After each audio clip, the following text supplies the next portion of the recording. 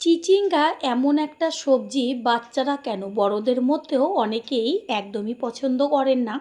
তবে এইভাবে যদি চিচিঙ্গা রান্না করে দেন, গ্যারান্টি দিয়ে বলতে পারি যেমন গন্ধ তেমন তার স্বাদ। ছোট থেকে বড় কেউ কিন্তু মুখ ফিরিয়ে রাখবে না। গরম গরম ভাত, রুটি, পরোটা সমস্ত কিছুই খেয়ে নেবে, বরং সাথে আর কিছুই লাগবে না। নমস্কার বন্ধুরা, শ্বশুর বৌমা রান্নাঘর অ্যান্ড ব্লগ চ্যানেলে সকলকে স্বাগত। তাহলে রেসিপিটি কি করে তৈরি করব সেটাই দেখে নেওয়া যাক। প্রথমেই এইখানে নিয়েছি চিচিঙ্গা। এবার চিচিঙ্গাগুলোকে কিভাবে কাটবো সেটাই শেয়ার করব। চিচিঙ্গাগুলোকে কিভাবে কাটবো, প্রথমে একটা ছুরি নিয়ে এসেছি।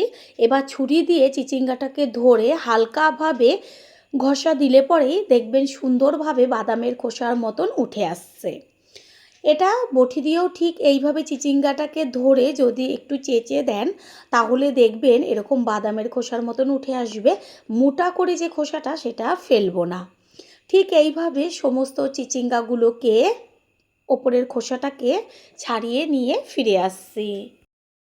চিচিঙ্গাগুলোর গায়ের থেকে খোসাটা ছাড়িয়ে নিয়েছি। এবার যেহেতু অনেকটা বড় বড়, সেই কারণে মাঝখান থেকে অর্ধেক করে কেটে তারপরে সামনের যে অংশটা সেটাকে কেটে বাদ দিয়ে দেব।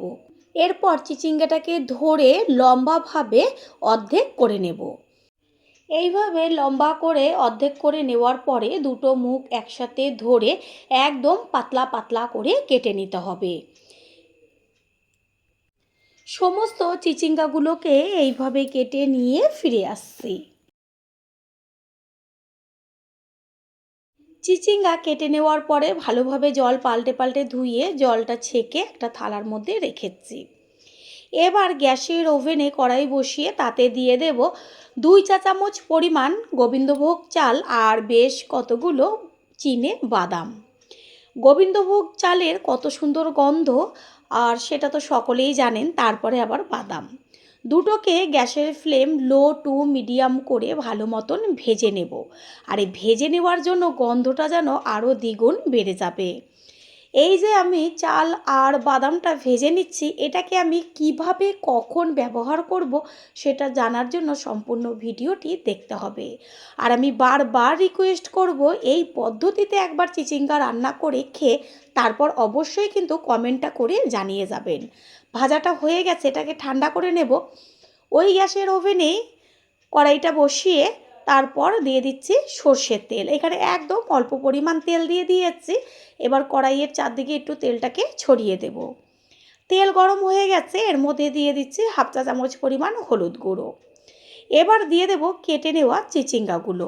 এই যে হলুদটা দিলাম, এতে কি হবে, চিচিঙ্গাটা তেলে দেওয়ার পরে চারদিকে ছিটবে না। ভালো করে চিচিঙ্গাটাকে তেলের সাথে নেড়ে চেড়ে নেব। অর্ধেকটা দিয়েছি, আবারও যে অর্ধেকটা চিচিঙ্গা আছে সেটাকে দিয়ে এবার সম্পূর্ণটা ভালোভাবে নেড়ে চেড়ে দেব। সম্পূর্ণ চিচিঙ্গাটা দিয়ে দিয়েছি। আর এটা যখন তৈরি করবেন তখন একটু বেশি পরিমাণেই তৈরি করবেন। দিয়ে দিচ্ছি বড় চামচের 1 চা চামচ পরিমাণ লবণ। লবণটা দেওয়ার সাথে সাথে কি হবে, চিচিঙ্গাটা মজেও যাবে আর জল বেরোবে। সেই কারণে লবণ দেওয়ার সাথে সাথে গ্যাসের ফ্লেমটা হাই করে দেবেন। চিচিঙ্গার থেকে যে জলটা বেরোবে সেই জলেই চিচিঙ্গাটা খুব সুন্দরভাবে সিদ্ধ হয়ে যাবে। দেখা যাচ্ছে যে কতটা জল বেরিয়ে এসছে। গ্যাসের ফ্লেম হাই করে জলটা চিচিঙ্গার মধ্যেই টানিয়ে নেব। চিচিঙ্গার মধ্যে থাকা সমস্ত জলটা টেনে গেছে আর চিচিঙ্গাটা মজে কতটুকু হয়ে গেছে। চিচিঙ্গা কিন্তু খুব সুন্দরভাবে সিদ্ধ হয়েছে। চিচিঙ্গা ভাজা হয়ে গেছে, এটাকে তুলে একটা পাত্রে রেখে দেব। আর ওই কড়াই গ্যাসের ওভেনে বসিয়ে তাতে দিয়ে দেব আর অল্প পরিমাণ সর্ষের তেল। প্রথমে তো দেখাই গেল যে কতটুকু আমি তেল দিয়ে চিচিঙ্গাটা ভেজে নিয়েছি।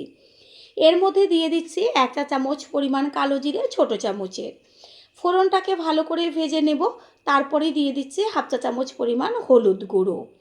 হলুদটা দেওয়ার কারণ হচ্ছে, এখন আমি এর মধ্যে দিয়ে দেব গ্রেট করে নেওয়া আদা আর চিড়ে নেওয়া কাঁচা লঙ্কা।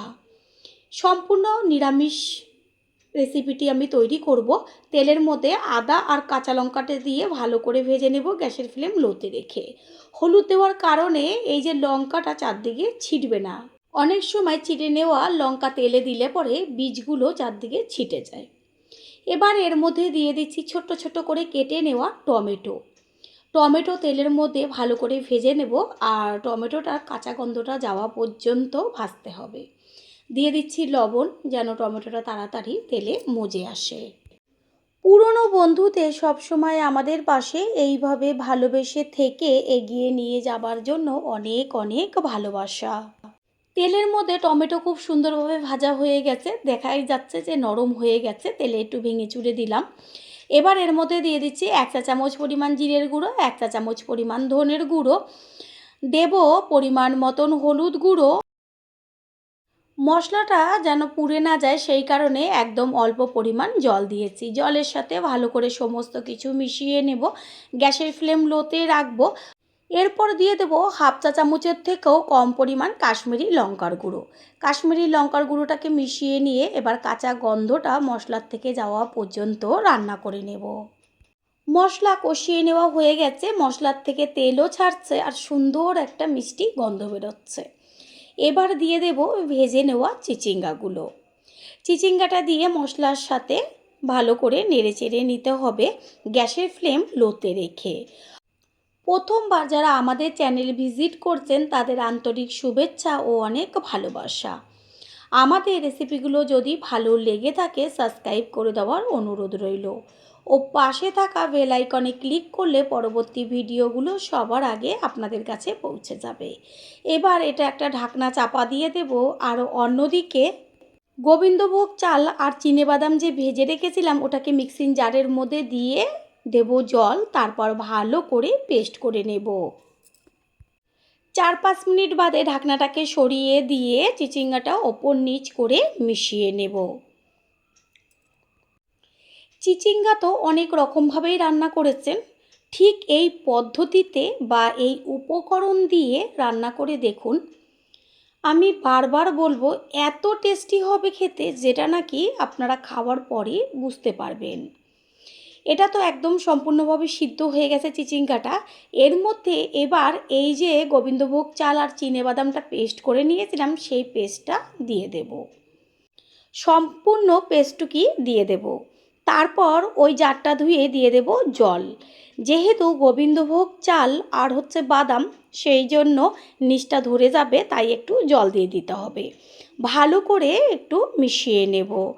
আর গ্যাসের ফ্লেম লোতে থাকবে, না হলে নিচটা একদম লেগে যাবে। একটা ঢাকনা চাপা দিয়ে দেব। গোবিন্দভোগ চাল আর চিনেবাদামটা ভেজে নেওয়ার কারণে এই সময় গন্ধে একদম চারদিক ম করবে। বন্ধুরা, আপনারা যে যেইখান থেকে ভিডিওটি দেখছেন অবশ্যই কমেন্টের মাধ্যমে জানাবেন। আপনাদের ধন্যবাদ জানাতে পারলে সত্যিই আমরা ভীষণ ভীষণ আনন্দিত হব। আপনাদের করা কমেন্টসগুলো পেয়ে আমরা এতটাই উৎসাহিত হই পরের ভিডিওগুলো তৈরি করার জন্য। সমস্ত কিছুর ব্যালেন্সটা ঠিক রাখার জন্য দিয়ে দিচ্ছি ছোট চামচের 1 চা চামচ পরিমাণ চিনি। চিনিটাকে মিশিয়ে নেব আর রেসিপি একদম তৈরি হয়ে গেছে। দেখাই যাচ্ছে যে কড়াইয়ের নিচে একটু লেগে লেগে আসছে, খুন্তি দিয়ে সমানে নেড়ে যেতে হবে। চিনি দেওয়ার পরে 2 থেকে 3 মিনিট রান্না করে নেব, তারপর গ্যাস অফ করে দেব। আর এই টেস্টটা আরও টেস্টি হবার জন্য এর মধ্যে দিয়ে দেব সবশেষে গ্যাস অফ করে 1 চা চামচ পরিমাণ গাওয়া ঘি। অবশ্যই কিন্তু লাস্টে ঘিটা দিয়ে দেখবেন। একদিকে গোবিন্দভোগ চালের গন্ধ, বাদাম, আবার ঘি। ভাবতেই পারছেন যে রেসিপিটা কতটা টেস্টি হতে চলেছে। ঘি মিশিয়ে নেওয়ার পরে একটা ঢাকনা চাপা দিয়ে দেব 5 মিনিট মতন। 5 মিনিট বাদে ফিরে এসে কড়াইয়ের ঢাকনাটাকে সরিয়ে দিয়ে তারপর একটা পাত্রে তুলে নেব। ঢাকনাটা সরাবার সময় নাক যেন একদম গন্ধে ভরপুর। পাত্রে তুলে নেব। আশা করি রেসিপিটি ভালো লাগলো। আর যদি ভালো লেগে থাকে একটা লাইক, কমেন্ট, পারলে একটা শেয়ার করে অবশ্যই জানাবেন। আপনাদের করা একটা লাইক ও লাইকের পাশে থাকা হাইপ আর একটা শেয়ার আমাদের কাছে অনেক অনেক গুরুত্বপূর্ণ। All friend, thanks for watching my video. আপনারা সকলে ভালো থাকবেন, সুস্থ থাকবেন। আবারও দেখা হবে অন্য কোনো রেসিপির এপিসোডে।